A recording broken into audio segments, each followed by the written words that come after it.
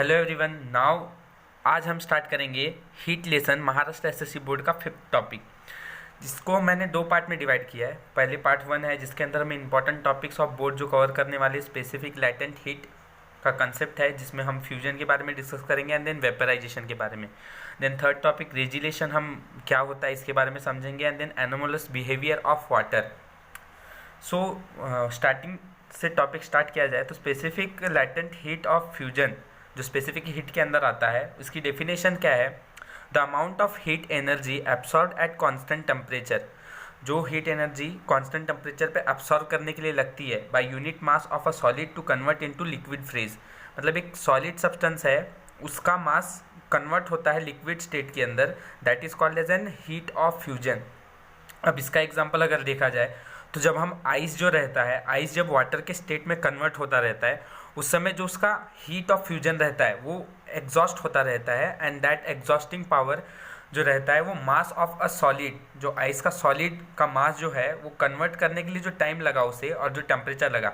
For example अगर हमको that solid should be converted into liquid state, हमको room temperature चाहिए होता है 23 डिग्री सेल्सियस का, और उसको हम कहते हैं specific latent heat of fusion. Then specific latent heat of vaporization क्या है? सेम एक amount of heat energy absorb at constant temperature. Remember the temperature should be constant, चाहे वो स्पेसिफिक हीट ऑफ फ्यूजन हो या फिर स्पेसिफिक हीट ऑफ वेपराइजेशन हो। Constant temperature by unit mass of a liquid to convert into gaseous phase. अब वहाँ क्या हो रहा था? It convert solid to liquid phase. पर वेपराइजेशन क्या कर रहा है? It converts liquid to gaseous phase.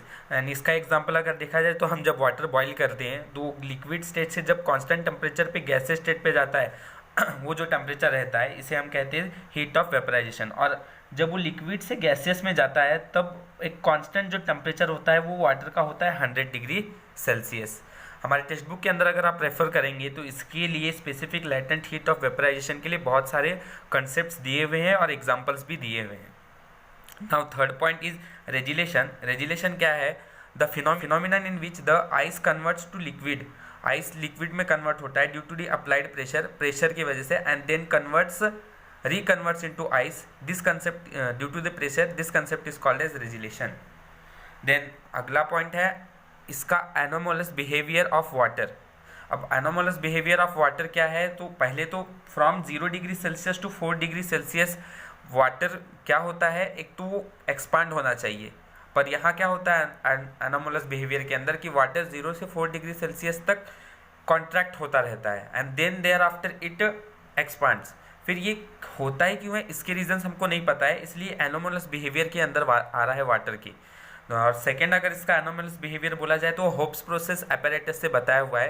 मतलब होप केमिस्ट्री साइंटिस्ट थे, उन्होंने ये बताया the temperature of water in upper part. मतलब यहाँ पर एक डायग्राम दिख रही होगी, इसके अंदर क्या है, एक हमने 2 थर्मामीटर्स लगाए हैं, एक अपर पार्ट पे एक लोअर पार्ट पे। अपर पार्ट वाले को हमने T2 कहा है एंड लोअर पार्ट वाले को हमने T1 कहा है।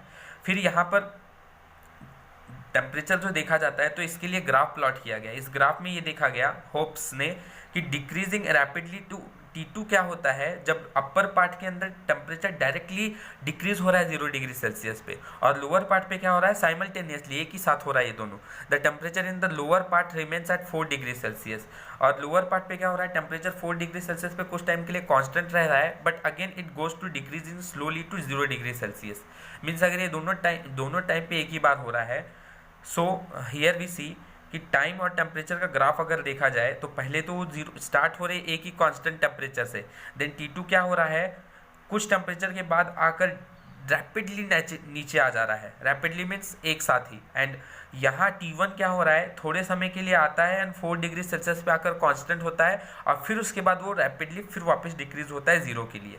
तो ये जो ग्राफ है ये एनोमलस बिहेवियर बता रहा है वाटर का कि एज टाइम और टेम्परेचर हम चेंज करते हैं उस हिसाब से वो जो उसका काम करना है वो चेंज होता रहता है। ओके, तो फर्स्ट पार्ट में हमने ये